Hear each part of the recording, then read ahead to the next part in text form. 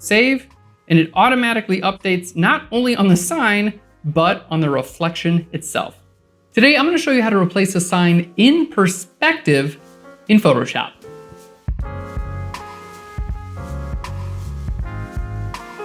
So we're starting off with our sample image. You can download this on PHLEARN.com, by the way. Just follow the link right down below.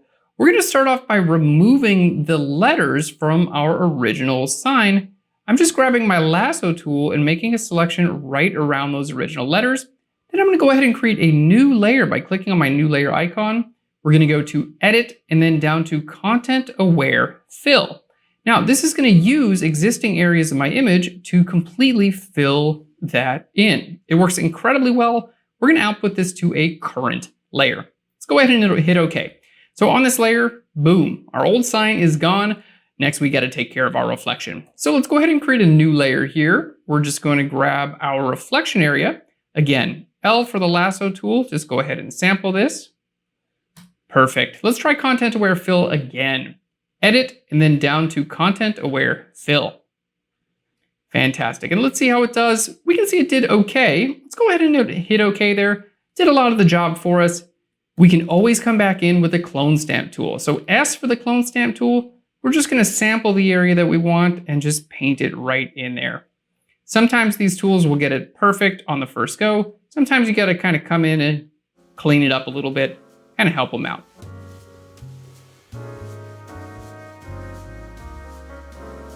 So now that our original sign is gone, what we need to do is kind of measure the dimensions because this photograph is taken in perspective.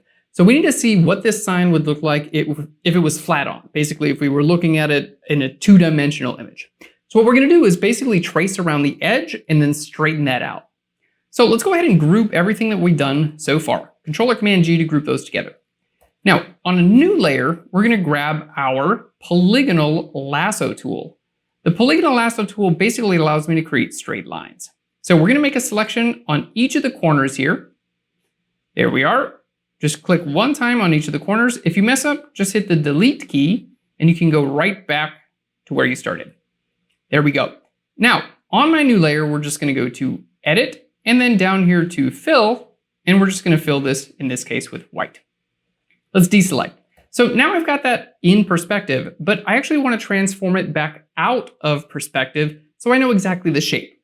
So we're going to turn on our rulers. Control-Command-R to turn on your rulers. I'm going to click and drag down to create some guides. And these guides are going to allow me to figure out exactly what shape this original sign is. So now that I have this white area pretty well selected, we're going to hit Control-Command-T for our transform. And I'm going to start by holding Control-Command and simply stretching this back up a little bit.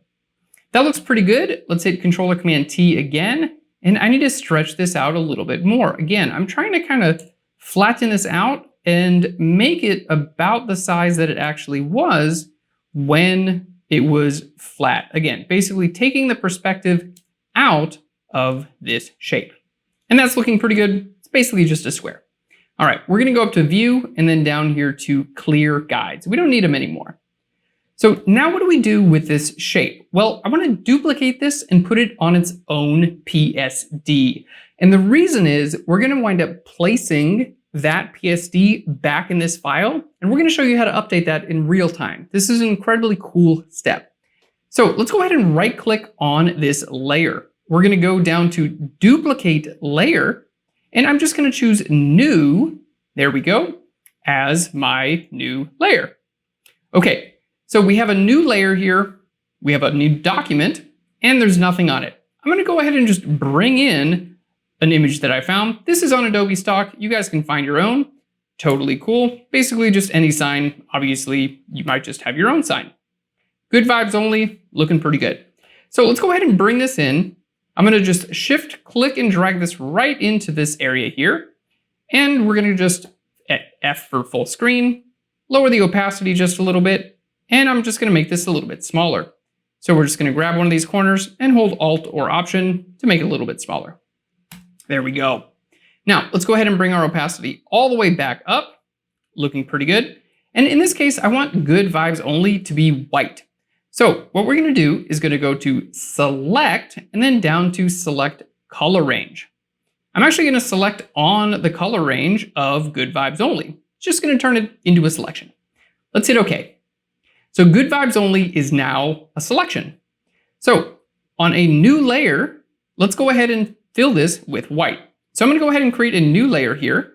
I'm going to go to edit. We're going to go down to fill, and we're just going to fill this with white. There we go. So now we have good vibes only in white. Now remember that original shape we made here. This shape is basically the same size as the sign. So we kind of need this shape to be a part of our image. So let's hold Control or Command and click right here on the shape, which turns it into a selection. Now we're just going to crop this entire PSD to this shape. After all, this is the sign in 2 dimensions that we're then again push into 3 dimensions. So now that this is selected, we're going to go to Image and then down here to Crop. It's going to crop it perfectly to this shape. All right, and let's just make it a little bit darker. I'm just going to bring my levels in, make it a little bit darker so we can see what we're doing. There we go. So now it's time to go ahead and save this out as a PSD. So let's go ahead and save this, Shift Command S, and we're just going to call this sign.psd. Looking good.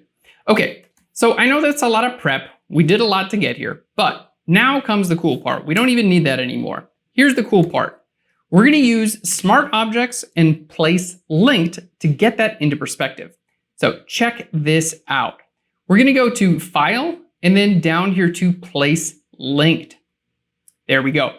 Now I'm going to choose this sign.psd that we literally just made and hit Place. I'm going to hit Enter. So now if I hit F for full screen, let's just lower the opacity just a little bit. I can now put this in place. And if I want to get it in perspective, all I have to do is hold Control or Command and just click on any one of these corners. There we go. And I can grab this guy and put it in perspective there. And you're going to see very quickly, this is actually perfectly in perspective. Okay, so why did I go through all of that work by creating a whole other PSD and bringing it into a smart object? Well, check this out. Because I did a place linked, any changes that I make to this original PSD with the sign will automatically update here. So check it out. For instance, if I make the background invisible, so we just have good vibes only, and I hit Control or Command S to save it, it automatically updates right here. We can just bring our opacity up and we're good to go. If I decide, hey, maybe I want to move it to the right a little bit and hit Control or Command S to save, it's going to automatically update there, and it does everything in perspective. If I want to duplicate that, maybe make it a little bit smaller, put like a little one in the corner, Control or Command S, you can see everything is going to be automatically updated in perspective. Now, not only that, we're going to do this again. So we're going to go to File, down here to Place Linked. There we go. We're going to go to sign.psd one more time. Go ahead and place it in there. But this time, I'm going to hit Control or Command T. We're going to right click and flip that horizontally. There we go. That's right. We are actually going to be using this as our reflection as well. So basically, I just need to warp that into perspective. There we go. Let's go ahead and make this a little bit smaller. And I can use the same cues that we used on our original image for that perspective. All right, let's hit F for full screen. Go ahead and just bring this a little bit. There we go. And I'm going to bring this on down there. Now, I know what you're thinking to yourself. Hey, this doesn't look exactly like the original reflection. Let's go ahead and see what that looked like. The original reflection had a big blur on it, right? A big blur. It actually had more of a blur on the left than on the right, and it was kind of covered up. So let's check that out. Turning our sign back on, we'll just call this reflection.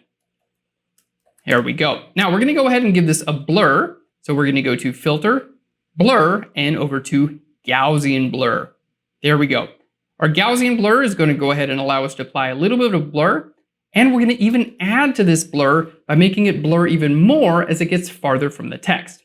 So we're going to go to Filter, down to Blur Gallery, and we're going to go to Tilt Shift. Now, this tilt shift is incredibly cool. Basically, I'm gonna rotate this around.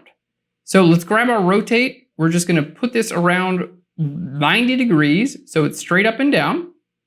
Okay, let's set this right over here. And basically this point is not gonna get blurred, and as it gets closer to there, that's what is going to get blurred.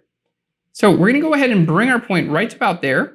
And as I bring my blur, check this out. There we go. My blur is getting less blurred. There we go. The closer it is to the sign, and more blurred the farther it is from the sign. Just like the original reflection that we had in our image. Just gonna put it right there, maybe straighten it up, make sure everything is in the right place. There we go. Let's go ahead and stretch everything out a little bit more to make it look a little bit more realistic. All right. Check that out. I think that's looking incredibly cool. So let's hit OK there. Perfect. You can see the reflection is there. I can turn either one of these blurs off and on at any time. The Gaussian blur or the blur gallery. That way I can check to see what it looked like with the original image. Now, of course, we need to lower our opacity. That's super important, right? The original reflection didn't have nearly the same visibility.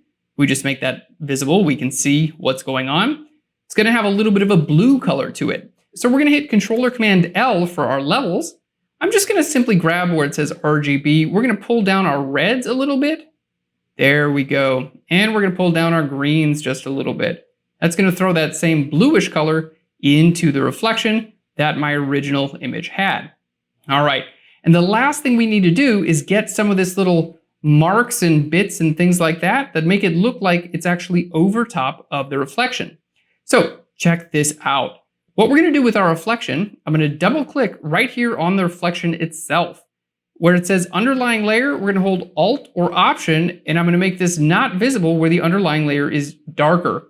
And that's going to make it look like it's actually a part of that reflection. Let's just lower that opacity just a little bit more. We're good to go. We'll create a layer mask on there and paint it. Now, keep in mind, everything that we've done up until this point is completely done with Smart Object. So if I save this or make it a different color, I can automatically update that on the sign. Control-Command-T, we're just going to make this a little smaller. Hit Enter. Control-Command-S to save, and it automatically updates not only on the sign, but on the reflection itself. Let's hit Undo, save this out, and you're good to go. We can create a new layer above that and go ahead and clip that, and maybe I just want to paint some black through this sign, just kind of having some fun here. Save that out, and we can see it automatically updates right through there. Gradient tool, I can grab any gradient that I want. Let's just go ahead and grab our gradient tool. Perfect. I'm going to just grab a nice blue gradient, something we can see. There we are, top to bottom. Save that out, and boom, automatically that gets updated right here on our final image in perspective with a reflection. All right, don't forget, you guys can download this PSD on PHLEARN.com totally free. Just follow the link right down below. Thanks again. I'll learn you later. Bye, everyone.